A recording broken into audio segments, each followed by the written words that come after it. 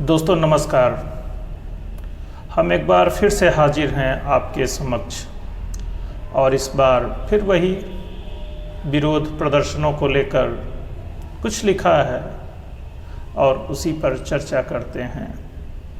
हालांकि अब देश आज़ाद है और आज़ाद देश में जहां नियमित रूप से चुनाव हो रहे हों वहाँ इस तरह के लंबे धरना प्रदर्शन का बहुत औचित्य नहीं रहता है, क्योंकि आपको हर समय सरकारों को बदलने का चुनाव के माध्यम से अवसर मिलता ही रहता है। और हमारे यहाँ तो चुनाव एक नियमित पर्व जैसा है। हर साल एक दो राज्यों में चुनाव हो ही रहा होता है और लोकसभा विधानसभा के चुनाव नियमित रूप से हो रहे हैं। ऐसे में रास्तों को बंद करना, तोड़ फोड़ करना, अब बच्चों को लंबे समय तक स्कूल कॉलेज से वंचित रखना या यूं कहें नवयुवकों की ऊर्जा को इस तरह की गतिविधियों में लगाना बिल्कुल भी सही नहीं है। आपकी मांग जायज़ हो सकती है और लोकतंत्र में विरोध करना भी लोकतंत्र को मजबूत करने का ही एक तरीका है। तो आम तौर पर हम राजनीतिक दलों का विरोध करते हैं और राजनीतिक दल ही सत्ता में आकर सरकार चलाते हैं। ऐसे में हर विरोध जो किसी राजनीतिक दल के अस्तित्व के लिए आवश्यक है, लोकतांत्रिक प्रक्रियाओं के लिए एक अनिवार्य हिस्सा है कि वह विरोध करे और हमारे राजनीतिक दल विरोध करते हैं। चाहे आज सत्ता पक्ष में आई हुई कोई पार्टी हो, जो कभी विपक्ष में थी तो वह भी ऐसा ही करती थी। मगर हम एक बात भूल जाते हैं कि अब हम आज़ाद देश के नागरिक हैं, तो हम अंग्रेज़ों को देश से बाहर खदेड़ने के लिए, उनसे मुक्त होने के लिए जिस तरीके से विरोध किया करते थे, अब हमें अपनी मांगों को मनवाने के लिए उस तरह के धरना, विरोध और हड़ताल की ज़रूरत नहीं है, क्योंकि वो अंग्रेजी सरकार थी। हमारे पास कोई संवैधानिक अधिकार नहीं थे और हम किसी चुनावी प्रक्रिया से नहीं गुजरते थे, या यूँ कहिए कि हम किसी सरकार को चुनते नहीं थे। जो हमारा नुमाइंदा था वह वास्तव में हमारा नुमाइंदा नहीं था, परंतु आज जो भी सरकारें हैं, जिस राज्य में भी हैं, वो हमारी चुनी हुई सरकारें हैं और हमने उनको वोट दिया हो या न दिया हो व्यक्तिगत स्तर पर वो चुनाव जीत कर ही सत्ता में आई हैं। ऐसे में यदि हम उनके नीतियों से, उनके कामों से असहमत भी होते हैं तो आगामी चुनाव तक एक सच्चे नागरिक होने के नाते उन्हें हमें बर्दाश्त करना ही होगा और इसका हमारे पास कोई विकल्प नहीं है। हर 6 महीने पे चुनाव नहीं हो सकते हैं। एक बड़ा देश जिसकी आबादी 135 करोड़ हो, 2-4 करोड़ लोग आसानी से असहमत हो सकते हैं। वो किसी भी तरह का समूह हो सकता है जो एक राजनीतिक नज़रिए से प्रेशर ग्रुप ही होता है।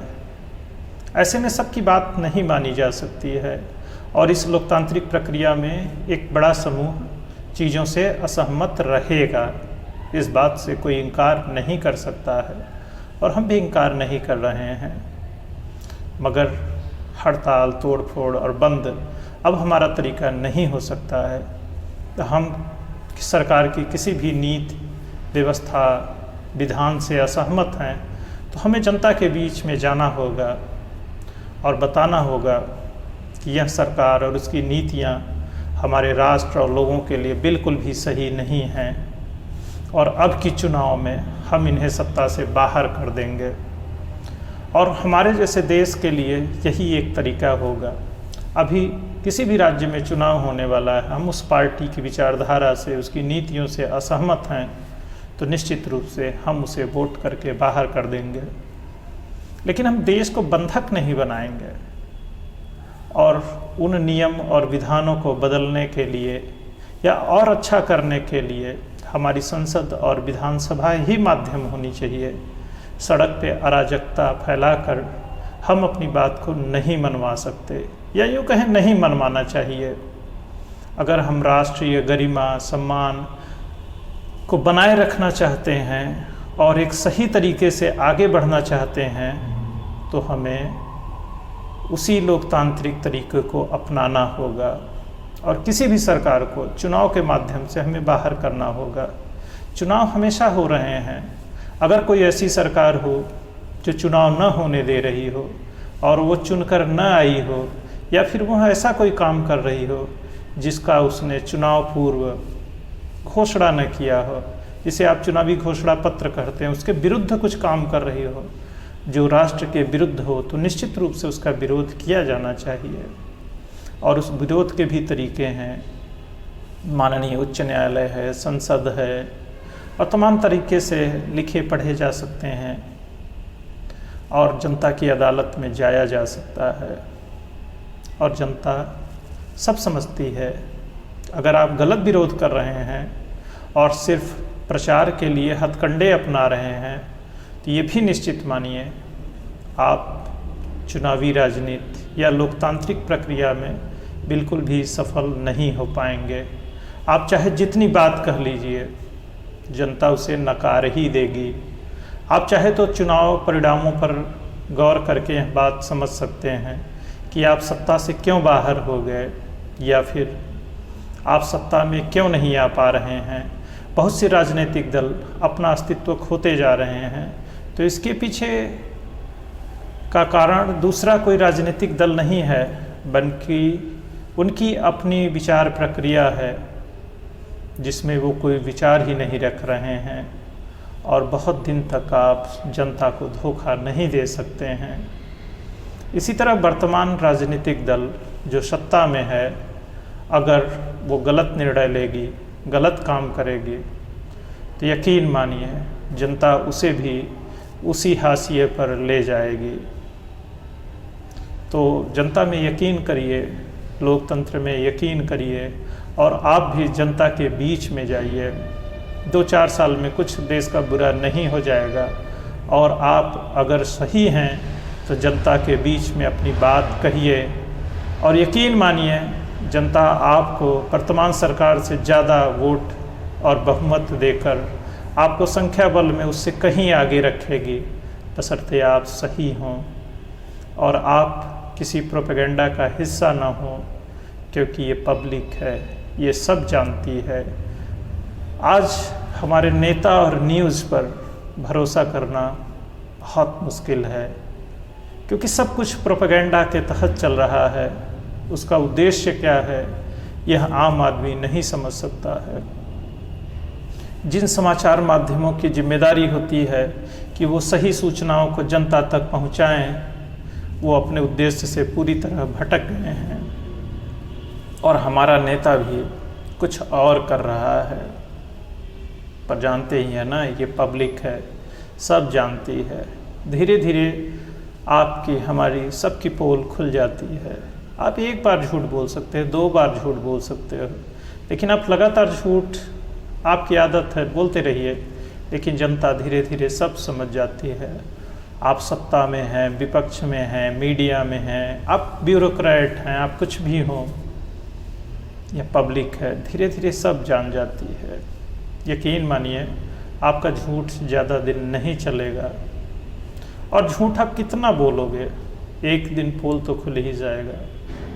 तो फिर आइए इसी झूठ और सच के बीच कुछ है, तो अपनी इन चंद लाइनों के साथ इस वार्ता को थोड़ा सा और आगे बढ़ाते हैं। बात वैसे थोड़ी लंबी होती जा रही है, लेकिन मज़ा आएगा, सुनते हैं।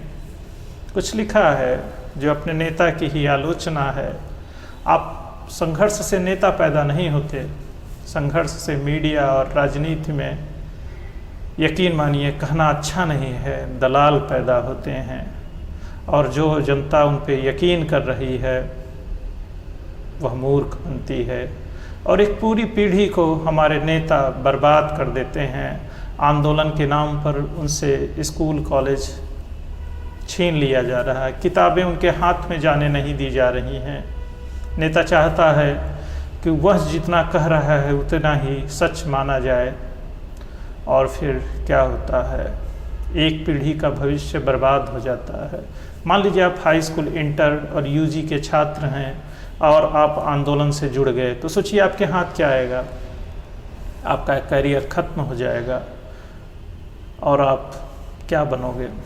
नेता के चमचे बनोगे, झंडा लेके चलोगे। हकीकत में आपके हाथ कुछ नहीं आएगा और नेता अपना काम कर जाएगा, आपको कोई मुकाम हासिल नहीं होगी और नेताजी सब कुछ हासिल कर लेंगे आपके नाम पर। अरे भाई, लोकतंत्र है, डरते क्यों हो? एक चुनी हुई सरकार है, कुछ बुरा होता है फिर दूसरी चुन लेंगे, फिक्र की कोई बात नहीं है। संविधान, कानून और लोगों पे भरोसा करिए, उन्हें पता है क्या अच्छा बुरा हो रहा है। किसी एक नेता को पूरे देश की फिक्र करने की ज़रूरत नहीं है। वास्तव में जो फिक्र हो रहा है वो अपने राजनीतिक अस्तित्व के लिए हो रहा है, वह मजदूर किसान के लिए नहीं हो रहा है। सच्ची बात तो यह है कि दुनिया में कोई भी सरकार मजदूर और किसान के लिए कुछ नहीं कर सकता है। जो एक दिन की दिहाड़ी पर ज़िंदगी बसर करने को तैयार हो, उसके लिए आप भला क्या कर पाएंगे? चलिए, कोई बात नहीं, आपको एक कविता सुनाते हैं। थोड़ी लंबी है और ये बातचीत भी काफ़ी लंबी हो गई है, शायद कोई विमर्श इसमें ही निकल पड़े, तो सुनते हैं। लोकतंत्र में चुनकर आने वाला बादशाह बनकर रहता है। हालांकि 5 साल पर इम्तहान होता है। खुद ही तो चुना है, फिर क्यों इतना बेकरार होता है। चुनाव आने वाला है, जो भी चुना जाएगा, चुनाव आने वाला है, जो भी चुना जाएगा उसे भी कोई न कोई गरियाएगा। क्योंकि अलग अलग पार्टियां और विचारधारा के लोग रहते हैं, तो दूसरा उसको गरियाएगा। कोई जाप करेगा, कोई उसकी जाप करेगा, कोई तानाशाह कहेगा। अपना तो हाल अब भी वही है, जिस पार्टी का झंडा लेकर जिस नेता के पीछे चले थे उसके बस। जिस पार्टी का झंडा लेकर जिस नेता के पीछे चले थे उसने बस यह काम किया है, एक मौका मिलते ही अच्छा सौदा कर लिया है। जिसे हमने वोट दिया था वह पार्टी भी अब नहीं रही। नेताजी की तो बात छोड़िए, पार्टी ही ख़त्म हो गई। वह पार्टी भी अब नहीं रही। अभी अभी एकदम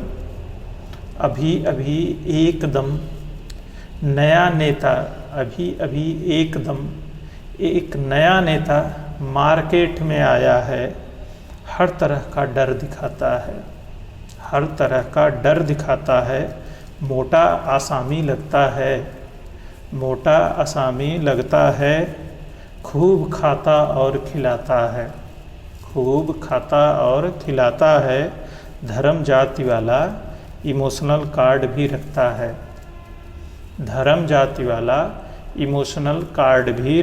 है। जयकारा लग रहा है, नेता आगे बढ़ रहा है। उस पर कोई सवाल नहीं है। नेताजी की संपत्ति चौतरफा बढ़ रही है। आंख मूंद कर जनता जिंदाबाद कर रही है। नेता अपना बड़ा शातिर है। पूरी भीड़ में उसके घर का कोई नहीं है। बेटा बेटी विदेश में हैं। इसी चंदे से पल रहे हैं। युवा महीनों से आंदोलित है। स्कूल कॉलेज बंद पड़े हैं। बच्चों के भी बड़े मज़े हैं। डंडा लेकर निकल पड़े हैं। किसी भी चौक चौराहे पर जितने चाहे पत्थर मारो। जिसको चाहो गाली दो। न पढ़ना है न लिखना है, सही गलत कौन समझे। हम तो नेताजी की फौज हैं। अक्ल भला लगाएं क्यों, हाथ में अपने लठ है, जहाँ कहो गाड़ दें, झंडा अपना टांग दे। तभी एक बेअक्ल ने सवाल पूछा, शायद कुछ पढ़ता लिखता है, रैली का नहीं वह हिस्सा है। जब इतना जन समर्थन है, लोकतंत्र है भाई, चुनाव होने वाला है, फिर इस बंद की क्या ज़रूरत है। चुनाव लड़िए, सरकार बदलिए, एक नया विधान आप भी गढ़िए। बस इतना सा काम करिए, बच्चों से स्कूल किताब मत छीनिए। जो सरकार चल रही है वह भी तो चुन कर आई है। देश अपना है, संविधान अपना है, अब वहाँ अंग्रेज सरकार नहीं है। हम तब गुलाम थे, बाहर उनको करके ही अपना देश गढ़ना था। अब वह हो चुका है, अरे ज़रा याद करो भाई, अब वह हो चुका है। हम अपनी सरकार चुनते हैं। हम इनसे भी और उनसे भी असहमत हो सकते हैं। देश अपना है, लोकतंत्र है, बस धीरज से चुनाव का इंतज़ार करना है। अपने एक वोट से सरकार बदलना है। जो ठीक लगे, मन को भाए, उसको चुनना है। बेकार परेशान हो, लोकतंत्र है, इंतज़ार करना है। बस इतनी सी बात है। नमस्कार।